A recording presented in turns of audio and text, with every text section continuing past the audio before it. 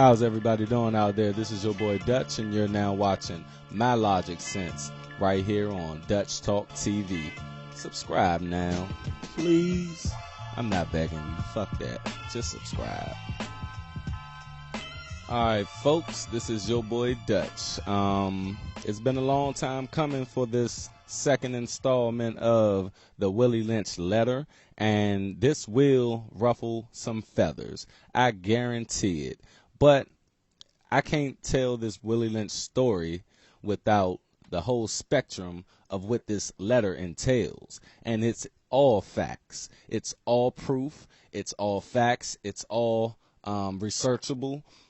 I just didn't come up with this shit on my own. So most of you probably, get mad at me. But, hey, when I first heard it, my damn self, I got mad as shit. You see what I'm saying? But I had to do research. That's what we don't like to do. We like to see little titles and read the titles of things and then form opinions off of them. But at the end of the day, facts is facts and truth is truth. And the next level of this Willie Lynch letter I will get to is dealing with, yes, that dreadful word, religion. Religion.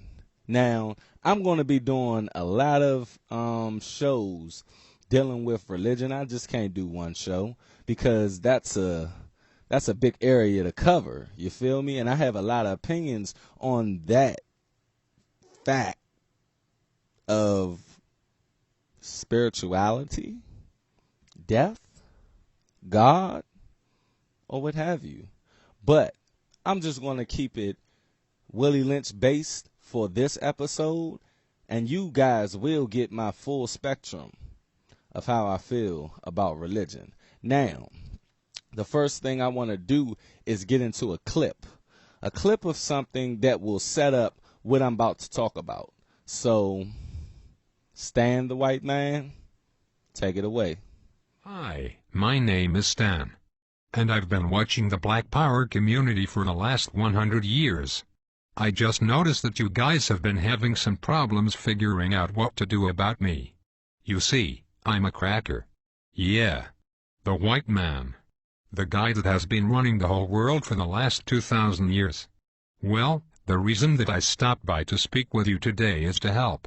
I've been watching you guys fight over gaining real black power, and thought I would give you a few pointers. Since we white guys have been running things since we invaded Africa, I figured I would lay out a blueprint to help you achieve your objectives. Might as well use a plan that works, right? Besides, it beats the backward, no progress, mistake repeating methods you people have been trying for the last 400 years. So I knew all of you needed some help. Especially after Barack Obama got into office. He's a great guy, but a black man in a white man's house ain't really saying much considering all the hell you people have been through. Don't get me wrong. In many ways I know you were happy to get at least one black into office. This is good when you want to run politics, but ruling the world is what we white folks specialize in. Have you ever heard of the Illuminati? Well, that is the kind of coordination you are going to need to begin taking over the world. Okay, let's get started. Today, I am going to give you 3 things that we did to take over the world. The third way to gain black power is the most important of all. It is this way because it deals more with your psychology than your conscious mind. When we took over the world, we decided to use the most dangerous weapon of all to subjugate the darker peoples of the planet. We used a combination of white supremacy and religion to mind-fuck these people into complete submission. If a robber breaks into your house, rapes your family, kills your mother and father, then tells you that in order to go to heaven, you have to worship as God. If someone did that to me, then said that to be born again, I had to worship as God, I'd kill the bastard right on the spot. But you black people seem to have no problem worshipping the God of your enemies. Even worse is the fact that for all the praying that you have done, it seems like the God of the white man is just as racist as we are. Anytime you start believing in the God of your enemy, it pretty much means you're a complete idiot and a pussy, who is too far gone to confront his adversary. This is a deep sickness, because to believe the man who murdered your family is your friend is to believe that watermelons have gills. This kind of thinking lacks critical reasoning, a skill needed to defend territory and the minds of the youth. You even believe that Haiti, the only black nation that ever kicked the white man's ass, is cursed because many of them practice voodoo. You even go further and believe that it was God that hit Haiti with a 7.5 earthquake. You religious-minded blacks thought this about New Orleans too. Let me tell you the truth. We gave you this God, because we knew by worshipping a white God you would subconsciously be worshipping us. That was a part of our plan, and it worked like a charm on the early slave plantations. We whites decided to perfect it, and have taken our gods all over the world to dark people. You see, we know that if we can get you to put down your God, and pick up ours, you will lose your real power. This is really effective for controlling a people. Practically, by doing this, you will never fight against us because subconsciously you would be fighting God. I know that is a serious mindfuck. But that is why you cheer for a white Jesus to kill all the darkies down in Haiti and New Orleans, while kissing Pat Robertson's ass. Meanwhile our harp machines can shake up more prime real estate for the oil companies.